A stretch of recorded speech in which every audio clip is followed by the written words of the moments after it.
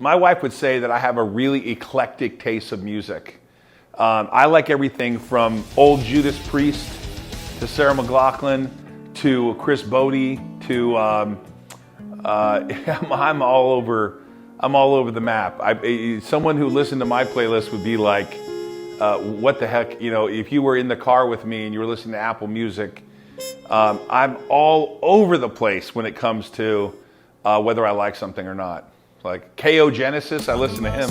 By the way, he's a interesting guy, young rap artist guy coming up. K.O. Let's put him up on the screen. We got to check that out. But I like things that speak to me. Like I also like Celine Dion. I know that some people probably think I'm crazy there. I like some old stuff. Like old Scorpions. I love Def Leppard. I love Pink Floyd. I am all over the place. People would just probably think I'm insane. Hey, if you got a favorite artist, I love to hear new stuff. Tag me and let me know what your favorite artist is or something that's an interesting song. Last night I was listening to some old Dido, so I'm interested in everything and anything.